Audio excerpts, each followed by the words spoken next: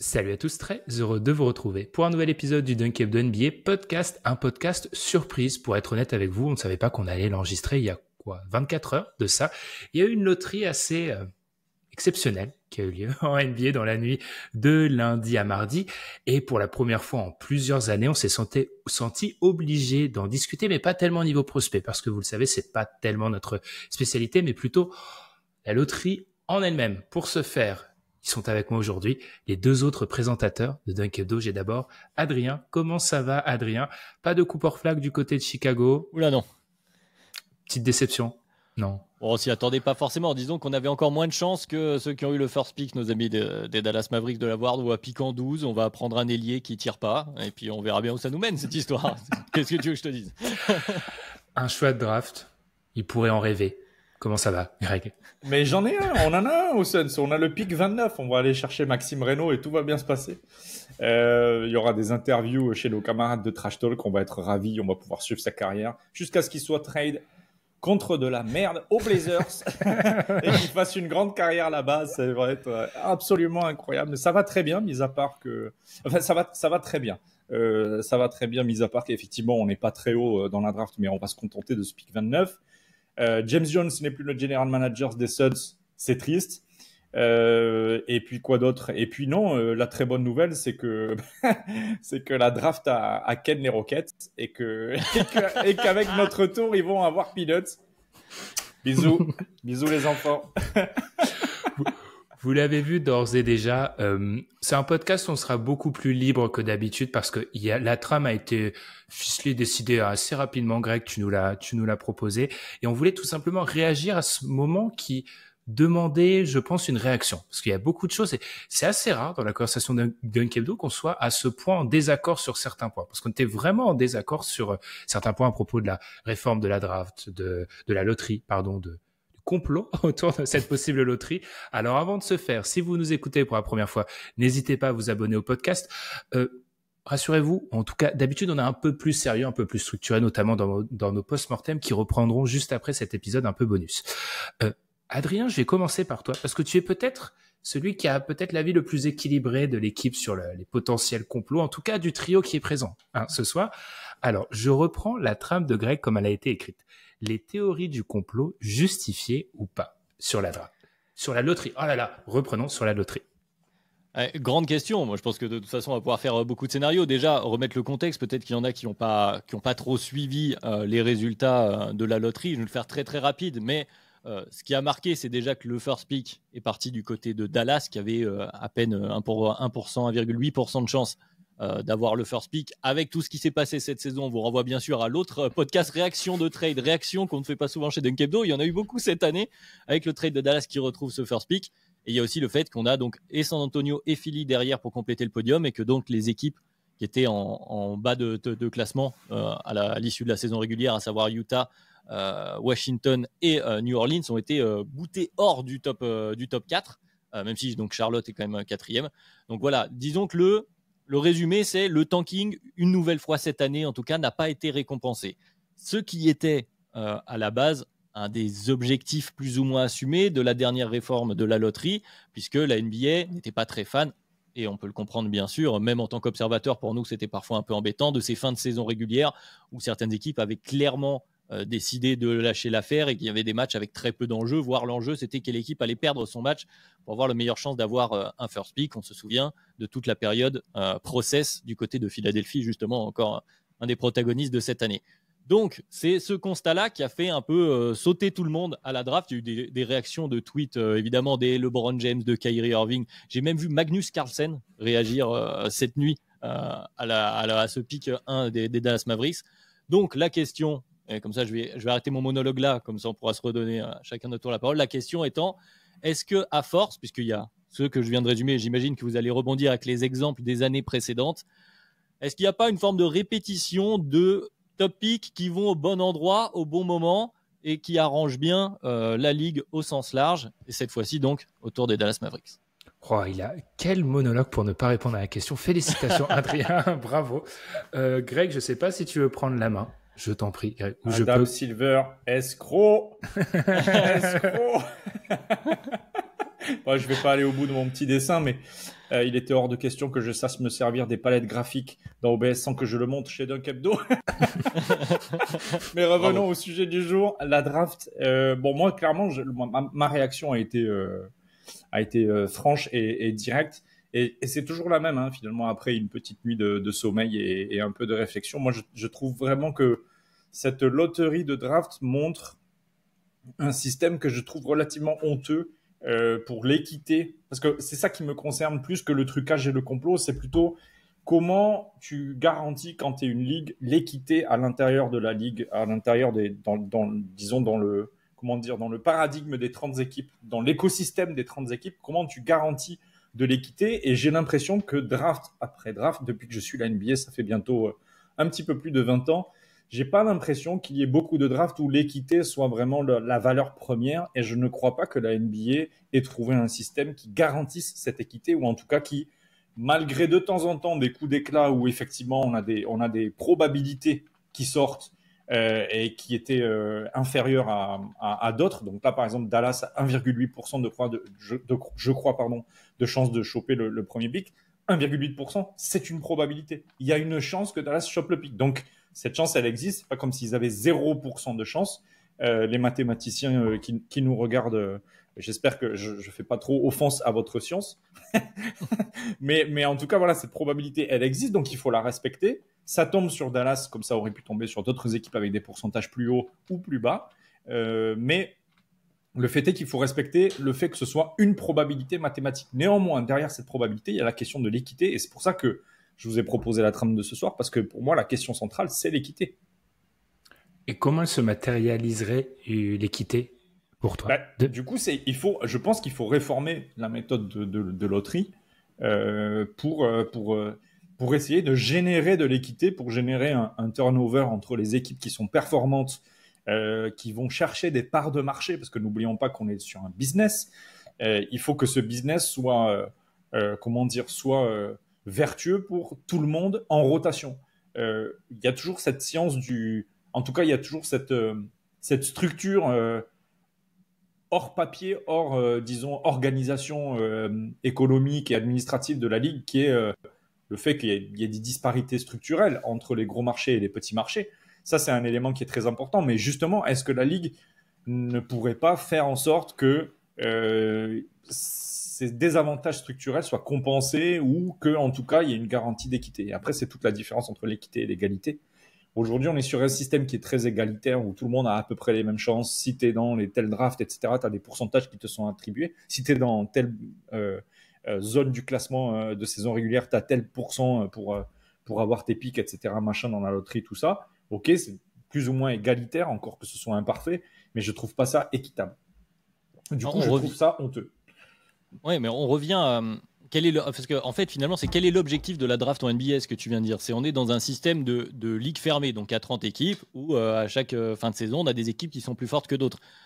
Dans le système de ligue fermée, donc c'est-à-dire le contraire de ce qu'on connaît, nous, par exemple, dans le football en Europe, où les équipes les plus mauvaises descendent, et du coup, il y a une promotion de la ligue inférieure qui permet d'avoir un renouvellement, et voilà, et de petit à petit rééquilibrer les forces, si ça doit être le cas, en tout cas, si les équipes travaillent bien. Dans un système de ligue fermée, l'objectif principal de la draft, l'objectif premier, en fait, de l'existence de la draft, c'est le cas, du coup, dans tous les sports américains en ligue fermée, c'est de pouvoir redonner des forces aux petites équipes pour que au bout de quelques années, ça se rééquilibre et qu'on ait une sorte de turnover qui s'effectue. Alors, c'est jamais vraiment le cas, on a déjà beaucoup parlé chez Dunk Hebdo, forcément, avec aussi les histoires de marché.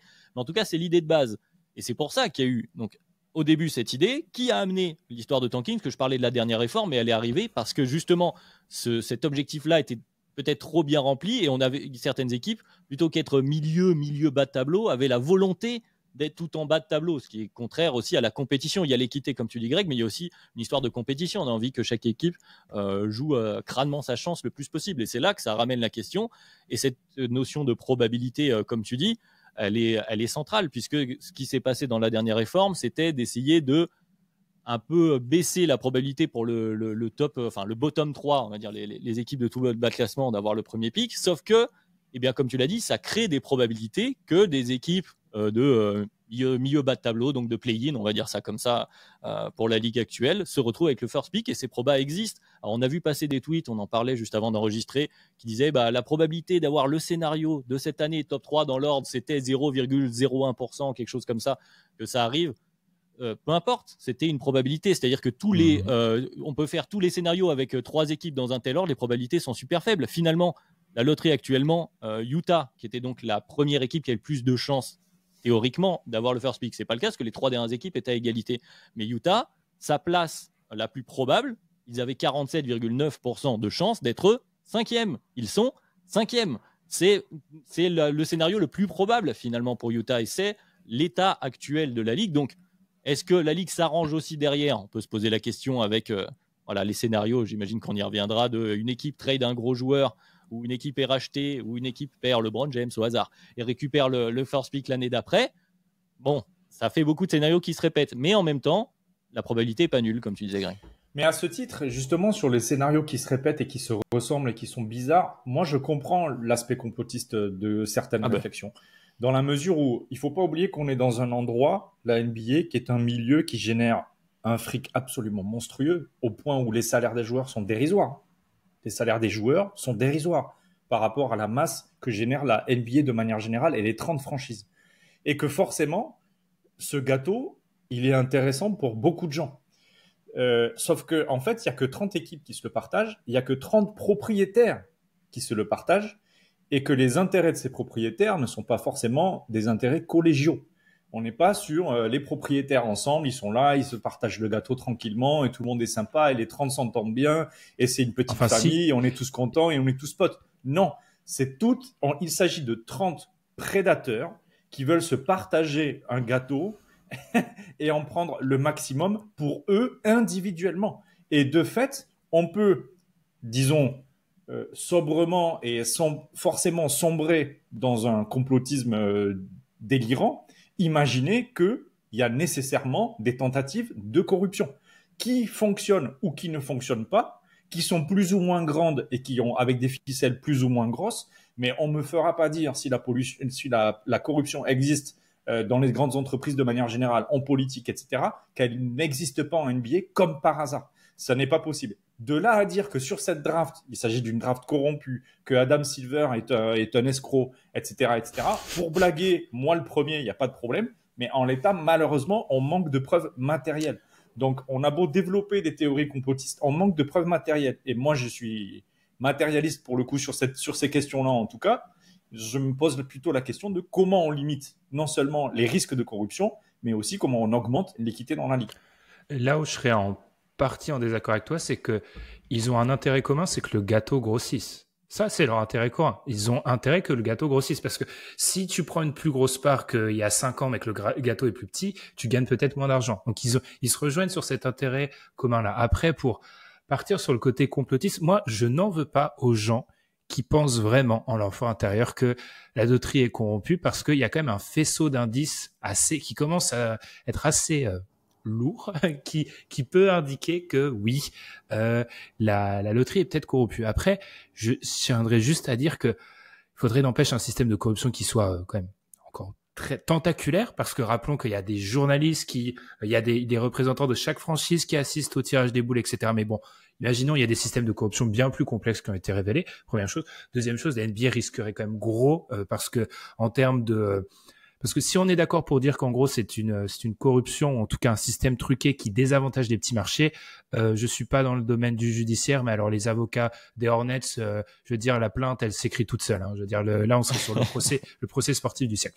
Néanmoins, là où je suis d'accord avec toi, Adrien, et aussi avec toi, Greg, pour revenir un peu en arrière, c'est que depuis 2019 et cette fameuse réforme de la loterie, à aucune reprise, le pire bilan NBA obtenu le premier choix de la draft. Et en fait, à trop vouloir répondre au tanking, qui a disparu depuis la réforme de la draft. Plus personne n'a tanké cette année. Il n'y a pas eu de tanking pour Cooper Flag, il n'y a pas eu de tanking pour Wemby, bien évidemment.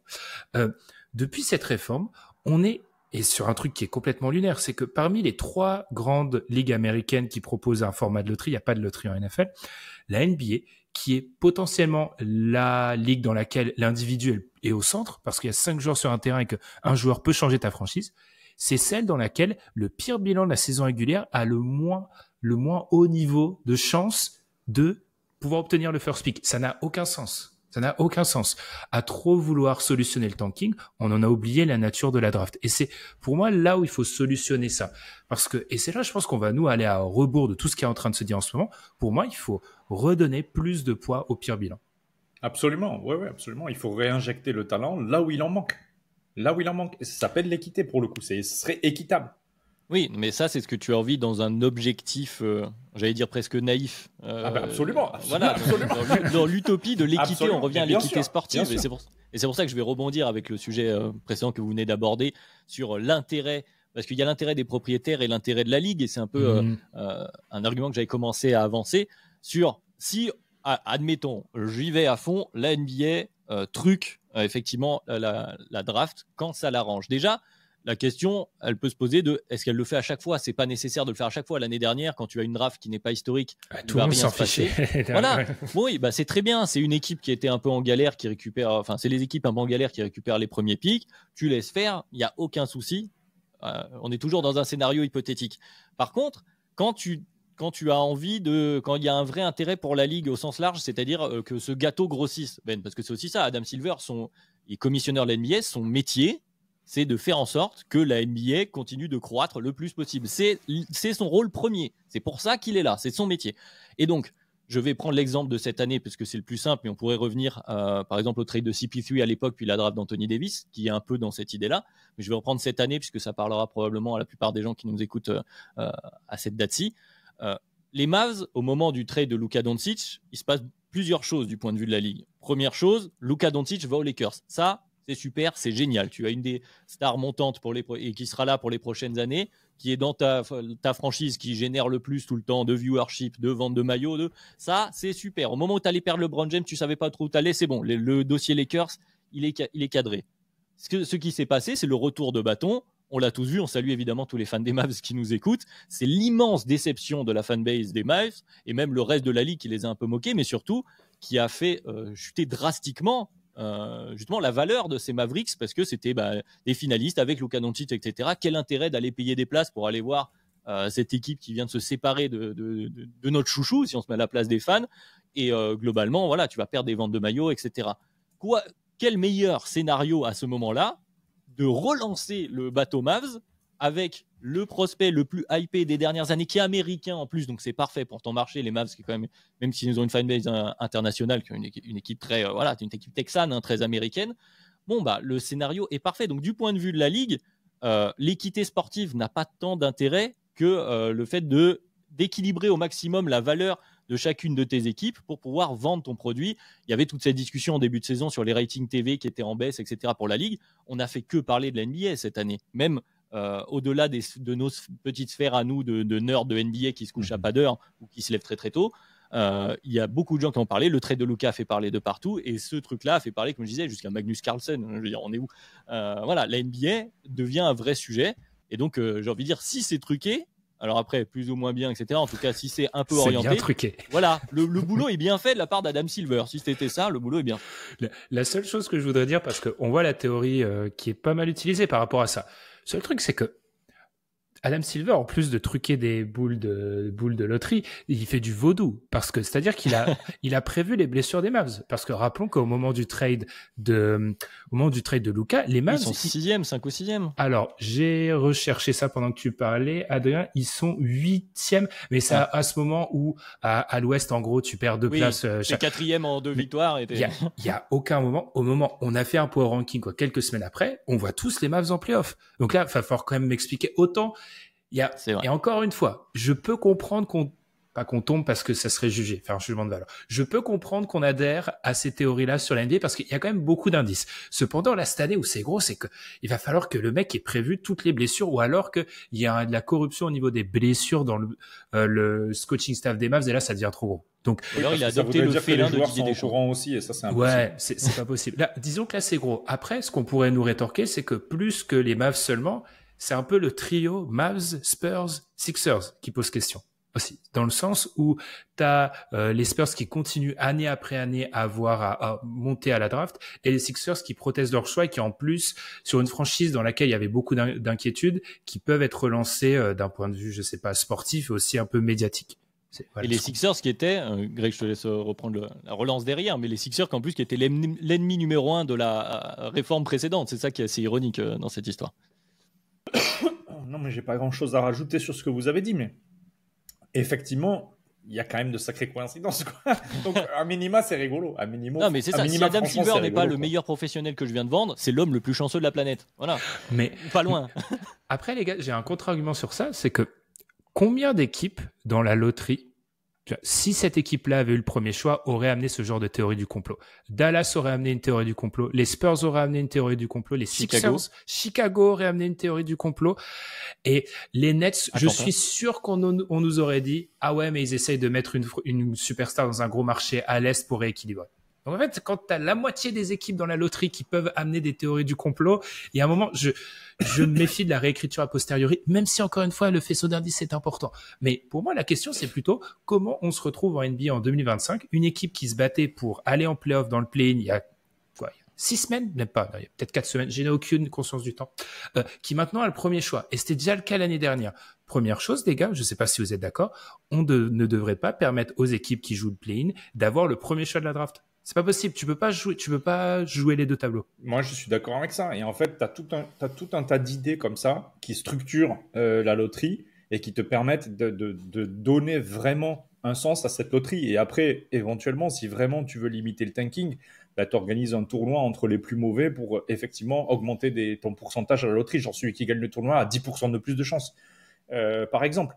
Mais je pense qu'il faut vraiment rebattre les cartes parce que là, c'est soit trop flou et ça laisse la porte ouverte à des théories plus ou moins fumeuses et plus ou moins complotistes, soit tu as l'impression que c'est trop bien géré, que c'est rationnel et on te dit non, mais c'est la proba. Ouais, frérot, c'est la proba. La proba, franchement, la proba, enfin, je sais pas, hein, mais les fans des Jazz aujourd'hui, ils doivent pas aimer les maths. Hein. Clairement, c'est fini. Hein. Il y en a aucun qui va en AS l'an prochain. Hein. C'est terminé. Les mecs, ils vont tous faire cursus littéraire, ils vont s'inscrire au théâtre et ciao. Donc là, non. Tu vas jouer des bonasses. Parce que moi, je pense à ces fanbases-là. La fanbase du Jazz, ça fait combien de temps qu'ils tankent? Alors effectivement, ils ont raté leurs 2 précédents tankings, mais là, cette année, il est réussi le tanking cette année. Derrière, t'as les Nets. Les Nets, il y a Jordi Fernandez aux Nets et c'est fini. L'effectif, je connais 2 joueurs dans cet effectif. Et je bosse. Je bosse. C'est-à-dire, vraiment, je vais sur Basketball Référence quotidiennement. D'accord? Je travaille le dossier. Je ne suis pas Shaquille O'Neal. D'accord? Je sais où sont les joueurs.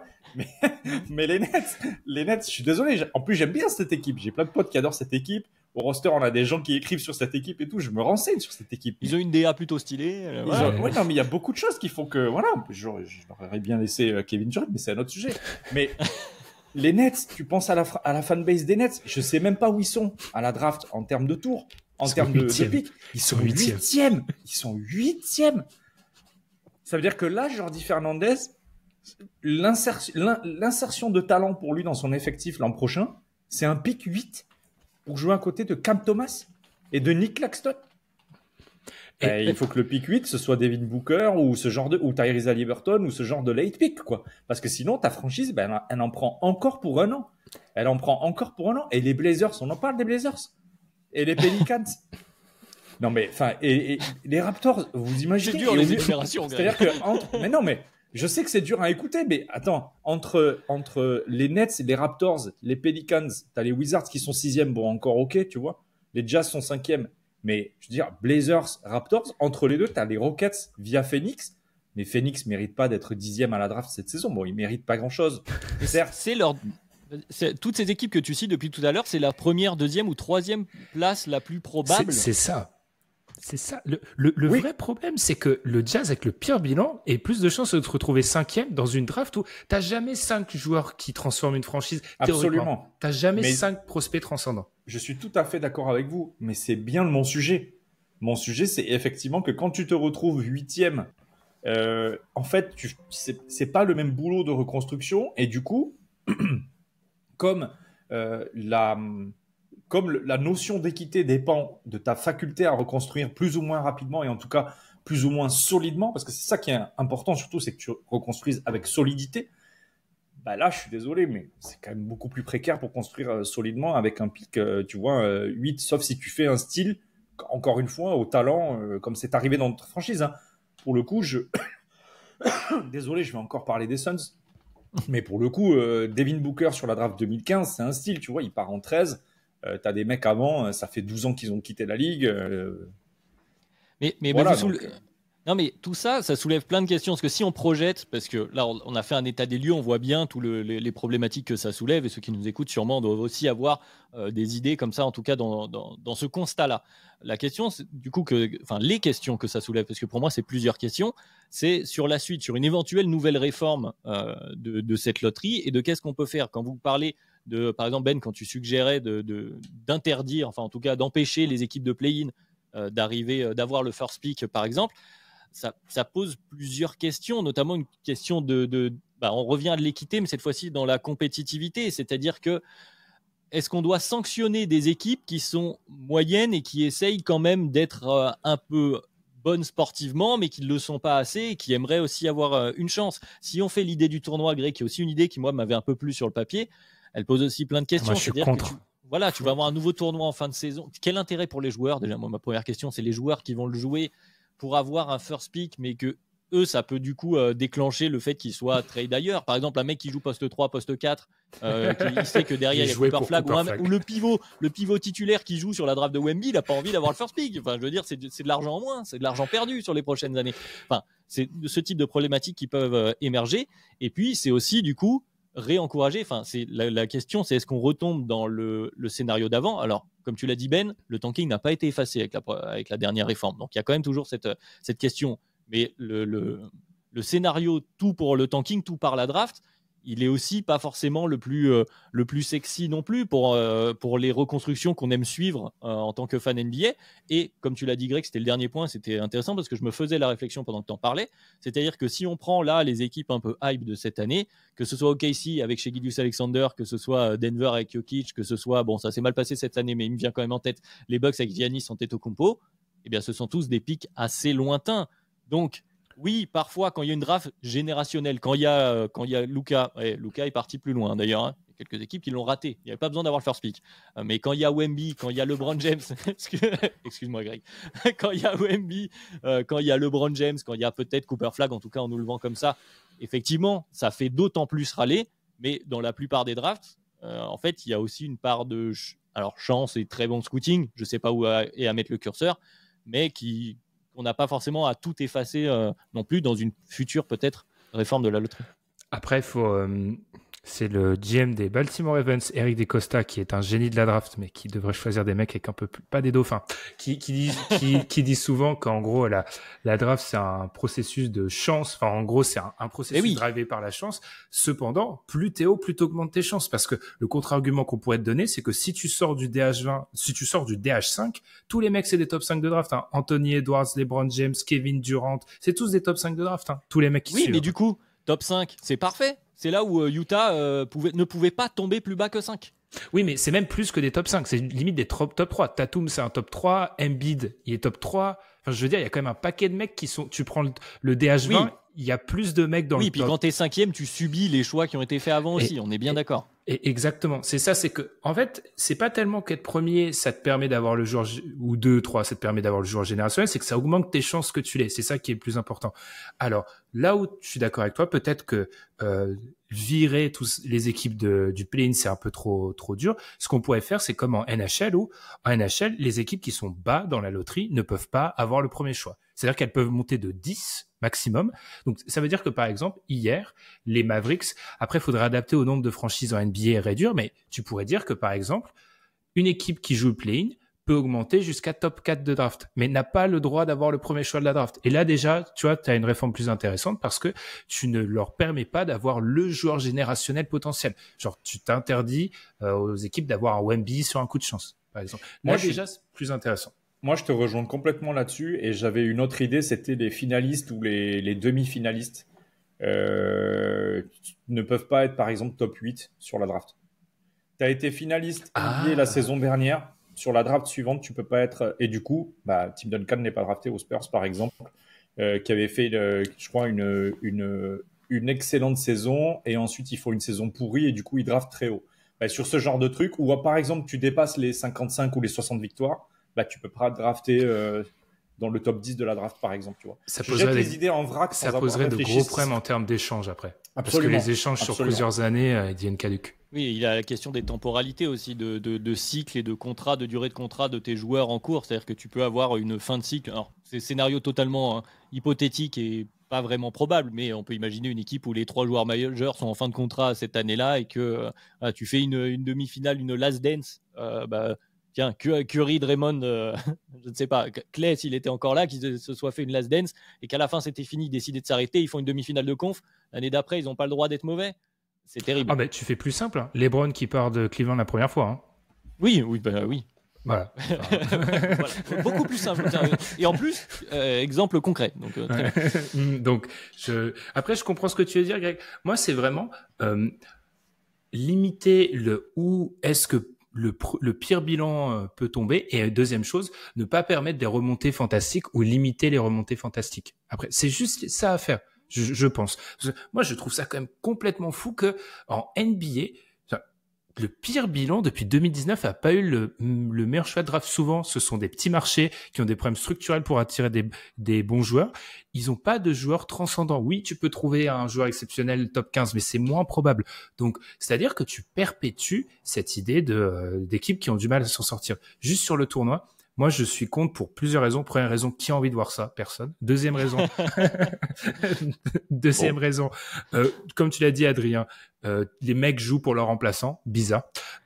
Troisième chose, on va contre l'essence de la draft. C'est-à-dire que si tu fais un tournoi à 8, c'est la meilleure des 8 qui va gagner. C'est pas la pire. Donc, en fait, si cette équipe-là a plus de chance, tu vas pénaliser. Genre, Utah gagne pas le tournoi cette année. Hein. Bah, Utah, c'est peut-être potentiellement la pire équipe NBA cette année. On va te dire, tu fais un tournoi sans les 3 pires, avec peut-être que les autres. Tu vois, par exemple, dans ton idée de certains qui sont montés, mais donc tu peux pas monter au-delà du top 3. Les 3 pires se partagent à 33%, le 1, 2, 3.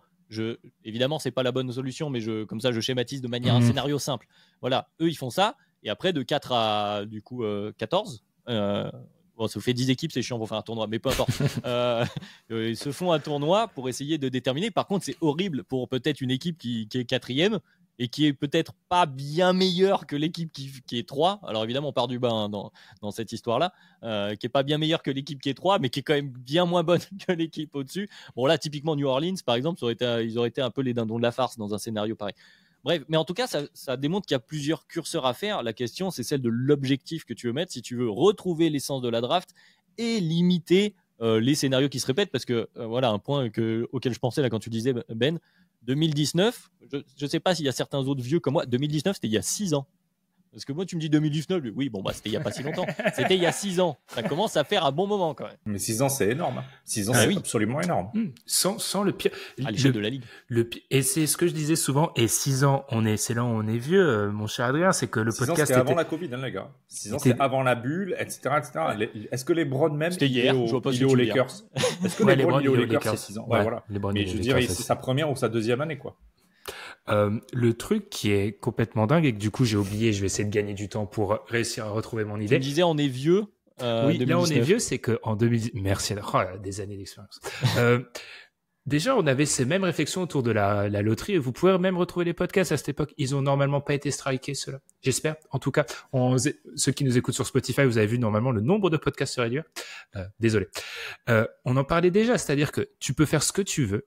Tu ne peux pas déterminer dans la colonne victoire-défaite, tu ne peux pas déterminer victoire voulue, victoire subie. En fait, ça n'existe pas. Donc, tu auras forcément des gens qui vont trouver des coups de Trafalgar, mais tu ne peux pas révolutionner ton système à cause de dérives. Ça n'existe pas. Donc, juste donne le choix aux moins bonnes équipes.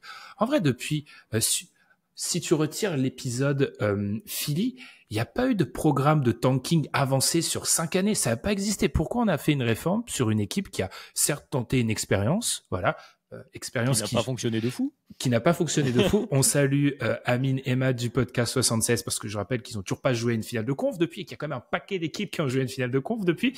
Donc, revenons à une méthode un peu plus ancienne. Voilà.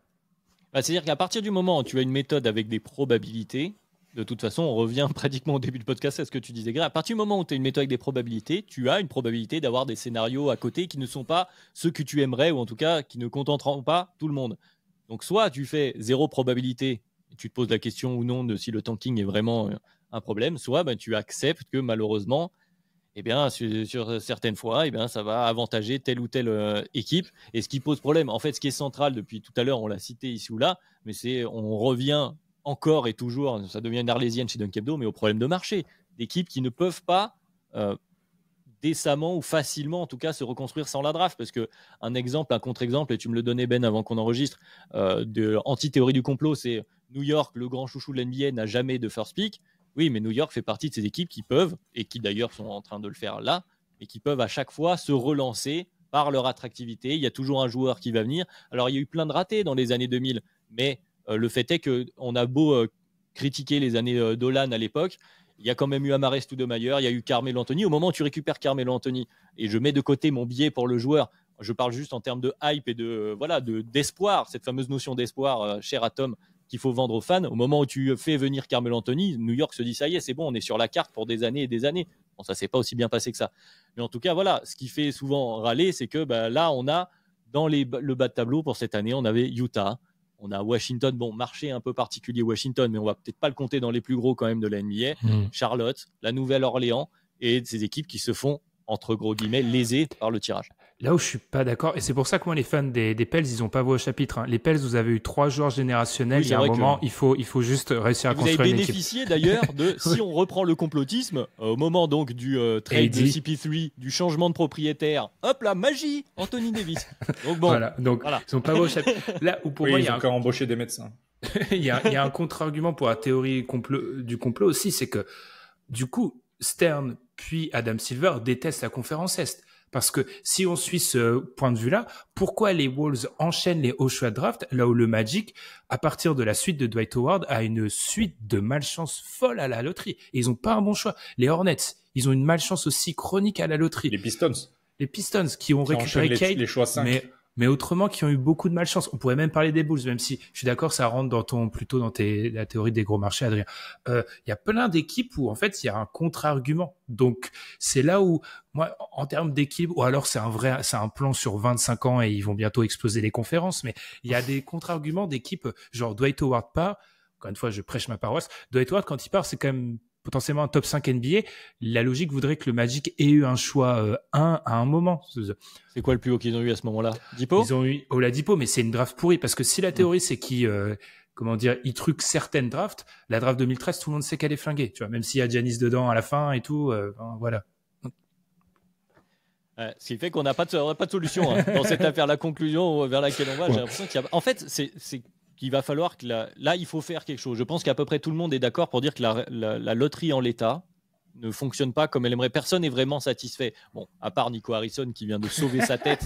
Même si les paris sont ouverts, je prends les paris avec nos auditeurs. Si vraiment ils trade ce pic, c'est le move le plus incroyable de l'histoire. C'est le troll ultime. Non, voilà, c'est le troll ultime, etc. Mais bon, mis à part Nico Harrison et donc les fans des Mavs, certains qui doivent être soulagés. J'ai vu le compte Dallas Mavs France qui vraiment était soulagé vraiment fortement de son envie de continuer à suivre la NBA.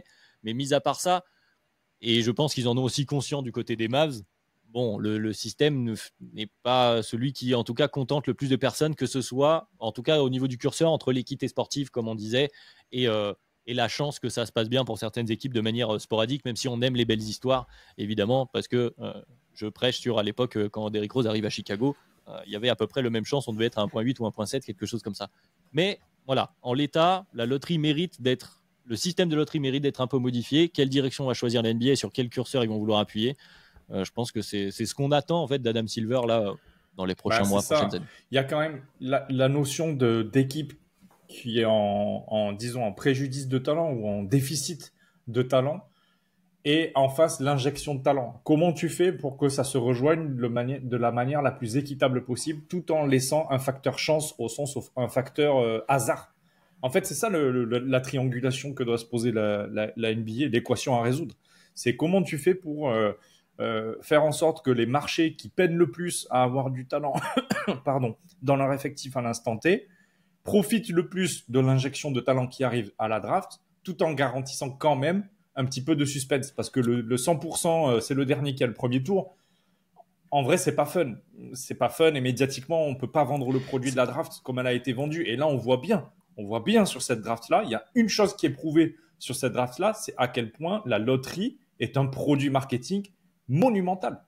Monumental. Après, là où je suis en... Après, si on fait un podcast là-dessus, c'est que clairement, ils ont bien vendu le truc. Hein. Mais là où je suis en désaccord, et que pour moi, c'est un peu... Mais ça, c'est un débat plus large qu'on aura peut-être l'été sur... Oui, ça génère certes du clic, mais la NBA, au bout d'un moment, son revenu, c'est les tickets, c'est les audiences télé, etc. Ça ramène quoi concrètement en termes d'audience télé, etc. Bref, un autre débat. Et par rapport, je sais pas, aux futures réformes, moi, les gars, j'ai peur que la NBA décide d'aplanir encore plus. Parce qu'en fait... c'est un peu le mouvement qui est en train de se... Tu vas sur Twitter aujourd'hui, il y a beaucoup de gens qui disent « Allez, faisons des odds encore plus plates » parce que, Greg, tu parlais de fun, justement. Bah là, c'est fun, hein, parce que si tu donnes les mêmes chances aux 10 derniers, là, ça va être n'importe quoi. La loterie va devenir un événement. Et dans cette volonté de divertissement, j'ai peur que ça soit la marge vers laquelle on aille. Parce que pour moi, la NBA va jamais aller à rebours et dire « Bon, bah allez, on va réaugmenter. » Parce que alors certes, nous, dans notre petit, je reprends tes termes, de nerd, ça nous embête pour Utah, mais globalement, dans le grand narratif de la NBA, c'est plus intéressant que Cooper Flag tombe à Dallas, en fait.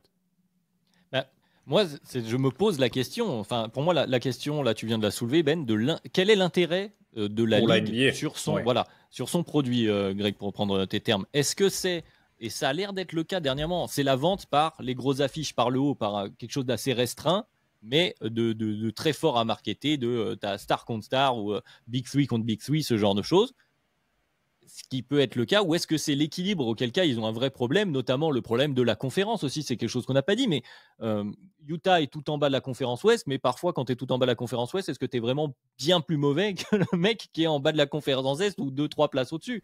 C'est pas forcément le cas si on se fie juste au ratio victoire-défaite, et là on a encore un exode, c'est aussi ça qui fait jaser. C'est que là, on a Cooper Flag, il part à l'ouest. En plus de partir en Mavs, il part à l'ouest. On a Giannis qui potentiellement pourrait partir. Et au bout d'un moment, comment tu vends ton produit si tu n'as rien à vendre du côté est, si tu restes évidemment dans cette configuration des conférences? Quand même, attention. C'est pour Ben, ça. La question étant, est-ce que la NBA préfère avoir, à 30, ça serait exagéré, 20 équipes qui se tiennent, ou est-ce que la NBA préfère avoir 7 équipes de fous furieux? Voilà, c'est la question de la locomotive. Moi, j'ai tendance à penser dans la théorie. En fait, on peut très vite tomber dans la théorie économique. En réalité, on peut très vite en venir à parler d'économie et du coup, on reste quand même dunk hebdo. L'objectif, c'est de parler hebdomadairement des dunks. On fait pas du tout ça. On parle de stats et de notions toutes les 2 semaines. Mais on va pas parler d'économie, clairement. Alors, Mac McClung. Ouais, exactement. Non, mais on va pas parler d'économie, mais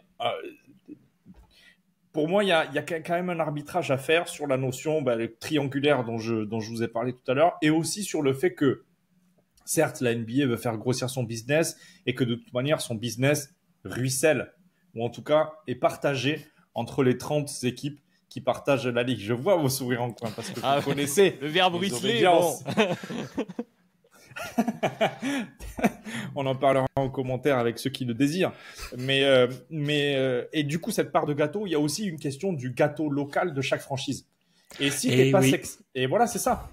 Et en fait, le gâteau local de chaque franchise, il est mis en parallèle du gâteau général et de la part qu'elles prennent à l'intérieur de ce gâteau. Et si l'équation des deux n'est pas à la hauteur des attentes des propriétaires de franchise, forcément, les propriétaires de franchise vont dire « Ok, c'est cool, la NBA est super, le gâteau est grossi, mais le gâteau ne grossit pas suffisamment vite par rapport à ce que je perds en local. Donc, filez-moi du talent que je vende des putains de maillots, quoi. » C'est ça exactement. J'ai beaucoup vu Désolé, aussi... le putain était 100% gratos. J'ai vu passer un peu ça en mode ah oui, mais si Cooper Flag va dans un gros marché, ou en tout cas parce que Dallas, on vous invite à écouter le podcast Petit Gros Marché d'il y a quelques années qui est pas totalement périmé, où il y a des équipes qui sont un peu entre. Miami c'est le cas, Dallas et tout. Tu peux pas, Dallas c'est pas un petit marché, mais c'est pas non plus un gros marché en tout cas si tu compares à Los Angeles, New York. Bref. Il y avait beaucoup l'argument qui était mis en avant. Ah oui, mais si Cooper Flag va dans un marché important, Ça permet d'améliorer le revenu global de la NBA et globalement, les petites équipes qui le perdent s'en sortent sur leur redistribution de revenus. C'est faux ça, parce qu'en fait, les maillots Cooper Flag, les billets à Charlotte qui en plus a pas un problème structurel au niveau des ventes de billets aussi et qui arrive pas à vendre des billets. Washington aussi. Si t'as un joueur structurant, si t'as un joueur transcendant comme Cooper Flag, tu peux vendre des billets. Donc ils y perdent aussi. C'est pour ça aussi, parce que je ne crois pas à la théorie du complot. Les mecs des petites franchises NBA, quel intérêt ils auraient à ce que ils aient jamais de talent en fait. Alors certes, peut-être que ce sont des rentiers. Alors oui, mais c'est une tristesse. Je rajouterai cette petite parenthèse là. Ensuite, Adrien, je te laisserai continuer. Il y a une petite partie de moi qui veut pas y croire par naïveté. C'est la même partie qui continue à croire au All-Star Game en 2025. C'est la même personne, tout simplement. C'est parce qu'en gros, si c'est vrai, moi, mon niveau d'intérêt pour la NBA est réduit drastiquement. Si tu me dis qu'il y a des petits arrangements qui se passent. Donc, je préfère être naïf. Bien sûr, oui, bien sûr. Bah, je comprends. En tant que suiveur, parce que je vais pas me qualifier de fan, mais du cyclisme, j'ai un peu ce même avis. C'est un sur très un autre bon sujet. parallèle. Voilà, sur le même sujet, c'est genre oui, il y a des questions actuellement. Alors, je fais la parenthèse très rapide parce qu'il y a beaucoup de gens qui ne sont pas très fans de cyclisme, mais en ce moment, tu as le droit. Il y a un homme qui s'appelle Tadej Pogacar qui domine outrageusement le cyclisme mondial, mais c'est du jamais vu pratiquement depuis Eddy Merckx. Il est incroyable. Bon, évidemment, il est incroyable. Les soupçons sont toujours là. Dans le cyclisme, on en parle tout le temps. Même si je tiens à rappeler que c'est quand même un des sports où il y a le plus de contrôle surprise, etc. Et que nous sommes actuellement en train de parler de NBA. Bon, les contrôles de NBA. On fera un podcast un jour sur les contrôles en NBA et sur le dopage en NBA. Sur les mâchoires qui deviennent de plus en plus carrées sur des joueurs qui arrivent à 18 ans. Bon, bref, parenthèse terminée. Donc les questions se posent, mais moi de ce point de vue-là, c'est une question que je n'ai pas envie de me poser, qui se posera après, comme elle s'est posée avec un Lance Armstrong pour prendre l'exemple le plus connu, après coup. Mais si tu la poses, comme tu disais Ben, et que ne mets pas de côté ta petite personnalité naïve, bon bah évidemment ça te baisse drastiquement l'intérêt pour le produit. Mais donc, fin de la parenthèse vélo, pour revenir à ce que tu disais sur le complot, il existe ou il n'existe pas. Moi aussi, je suis comme toi, je vois pas trop l'intérêt général. Ça fait beaucoup de choses qui s'imbriquent les unes avec les autres pour que ce soit vraiment le trucage à la loterie. Par contre, ce qui est certain, c'est que la Ligue a un levier pour rééquilibrer ça et que chaque franchise, ou en tout cas chaque propriétaire, a sa voix au chapitre, ou en tout cas, j'imagine, la fait entendre. C'est au moment de chaque réforme. Alors, il y a les négociations de CBA, évidemment, quand on parle des joueurs et des contrats, qui est un gros aspect.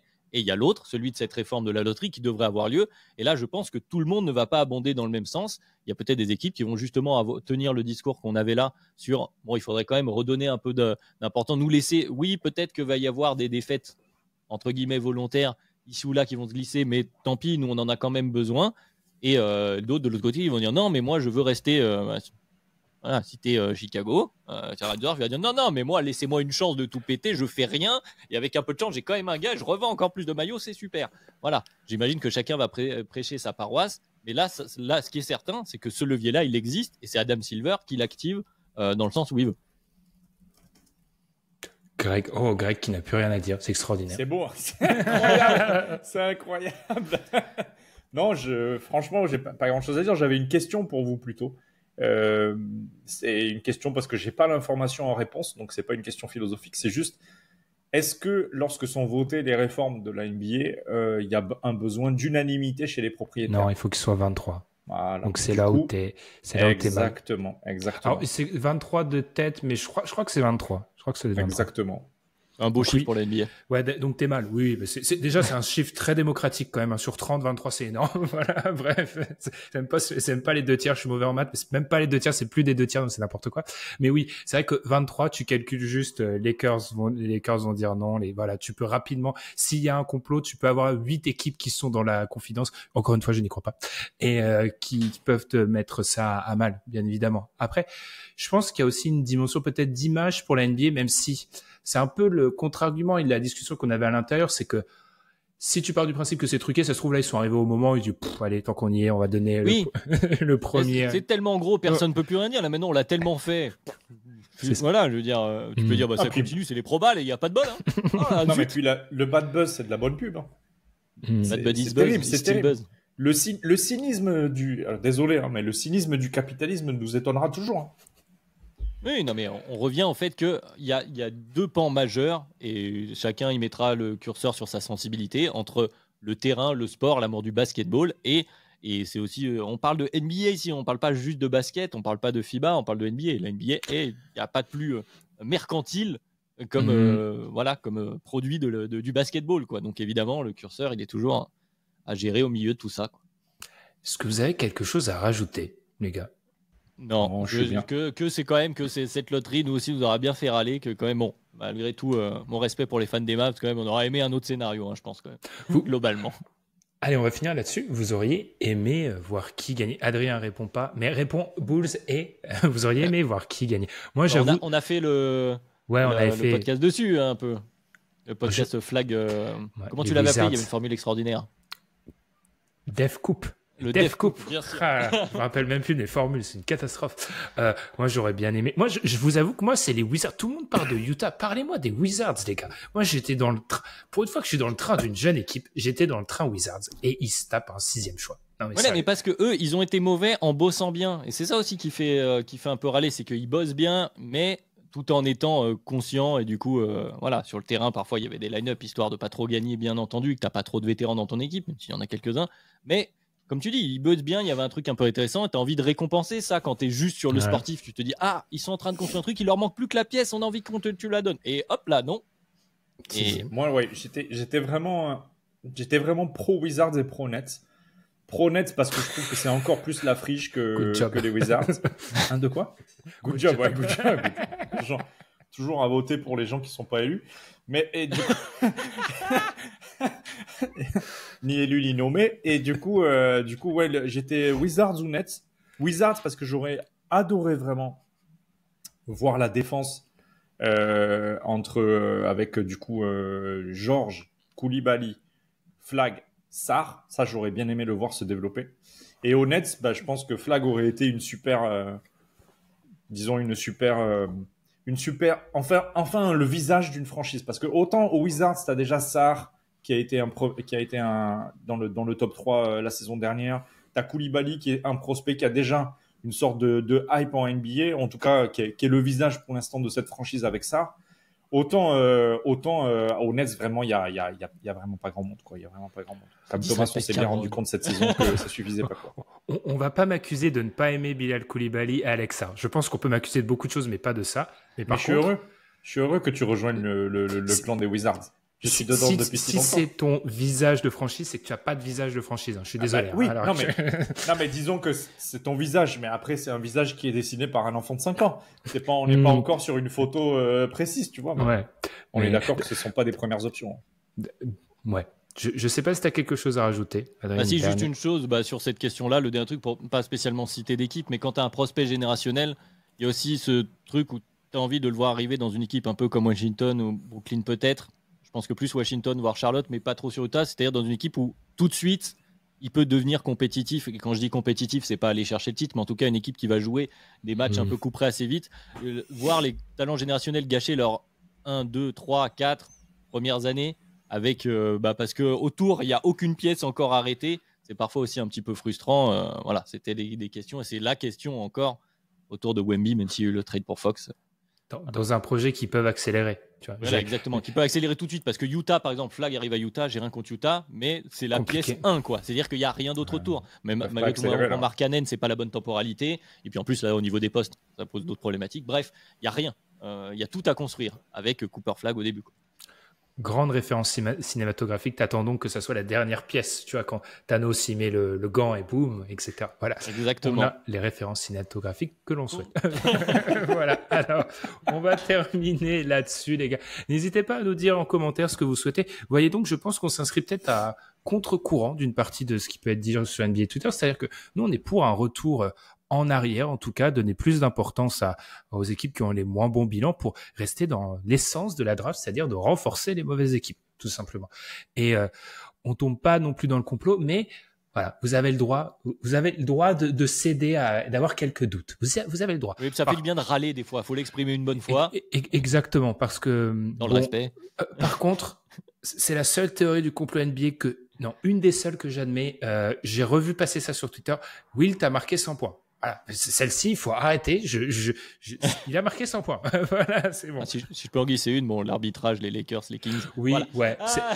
Celle-ci, ça fait partie de celles ou des arbitres où on a laissé arbitrer des arbitres qui avaient peut-être des affaires de corruption. Voilà, il y a peut-être des cas où je peux céder Blatt n'avait plus de time-out. Ouais. En tout cas, il les a tous, Adrien. Comme les vidéos des jumpers de Melo. Mon péché mignon. Il a un petit disque dur.